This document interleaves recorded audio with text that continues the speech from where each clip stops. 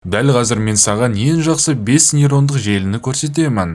Мен көрсететін нейрондар арқылы кез келген вирустық видео жасауға, TikTok'тағы тренд видеоларды жасауға, мені мистер Бисттің орнына қоюға, немесе сөйлейтін анимациялық кейіпкерді жасауға болады. Бір қызығы, мен бұл қызметтердің барлығын толығымен тегін пайдаландым. Енді мен сізге бұл 5 нейронмен таныстыратын боламын. Мен Minimax'тан бастаймын. Себебі бұл мәтіннен немесе фотосуреттерден бейнелер жасауға арналған ең жақсы үлгілердің бірі. Сіз жай ғана электрондық почтаңызды енгізу арқылы тіркеле аласыз. Осыдан кейін 3 күн ішінде сен бейнелерді тегін түрде жасауға болады, және бұл басқа ұқсас нейрондардан басты айырмашылығы болып табылады. Бастапқы мәзірдегі бір бейнеге тоқталайық. Бұл ас үйдегі маман алхимияның қандай да бір түрімен айналысып жатыр. Сіз ас үйдегі әрбір заттың, соның ішінде құбыжықтардың өзі қаншалықты ежге-тежгелі екенін байқай аласыз. Сондай-ақ сіз тіпті фронтсыз да суреттен бейне жасауға болады. Нейрондық желінің өзі суретті талдап, нені анимациялау керектігін түсінеді. Бірақ сіз анимацияны жазып, фотосуретті жүктесеңіз, дәл сізге қажет анимацияны аласыз. Осы бейнедегідей ақ қойы гүлді нәзік сүйеді. Ал енді өзіміз жасап көрейік. Промптты ағылшынша жазамыз, сондықтан переводчикқа кіріп, тексті дайындап аламыз. Менің екінші арнам ақша табу жайлы болғандықтан соған қатысты видео жасаймын. Ер адам ойын компьютерінде отырады және табыс туралы қызықты бірдеңе айтады. Ал компьютер үстелінің алдында долларлар тұр.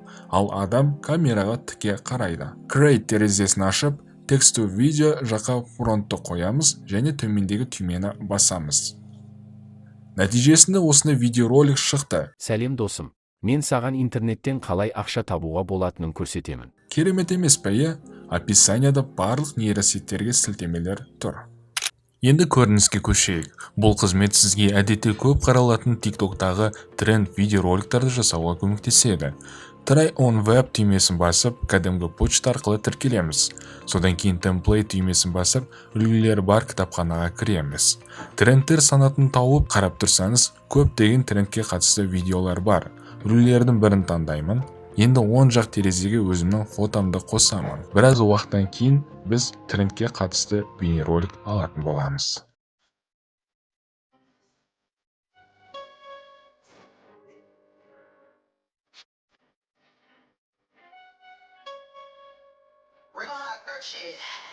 Ал бір видео жасап көрейік. Енді видеоны өзіміз таңдаймыз. Ол үшін ортаны басып, өзіміз дайындаған видеоны қоямыз. Менің нұсқамда мистер Бисттің видеосы. Қасына өз фотомды жүктеймін. Және нәтижесін бірге көрейік. Пейк, разумеется, бросает первым. Потому что у него нет 7 пейк, разумеется, бросает первым. Потому что у него нет 7 Жарайды. Енді сізге 3-4 картинка қосылу арқылы қалай анимация жасауға болатынын көрсетемін. Generator бөлімін ашып, аниматорды басамыз. Start.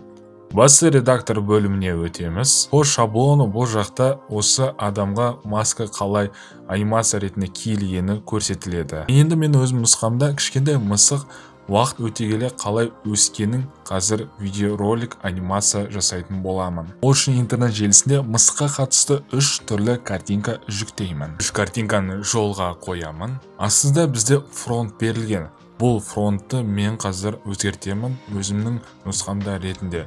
Яғни әр мысық өз уақытымен өсіп келе жатыр деген фронт жазамын.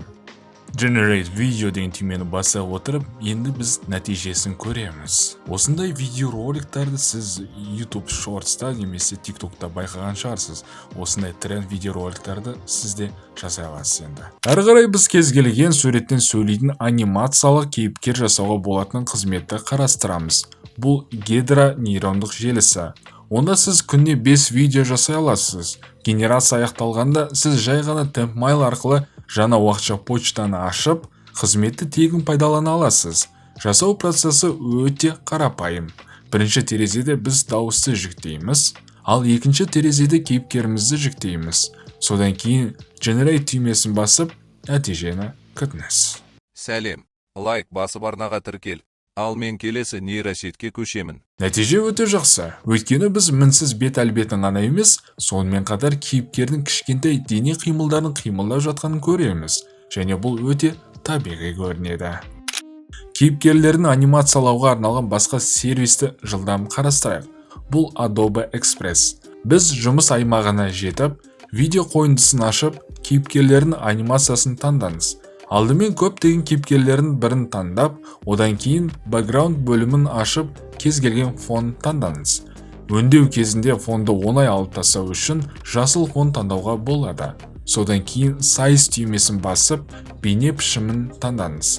Ал соңғы қадамда Browse түймесін басып, дауысты жүктеп, нәтижеге қараңыз. Назар салып көргенізге рахмет. Келесі көріскенше.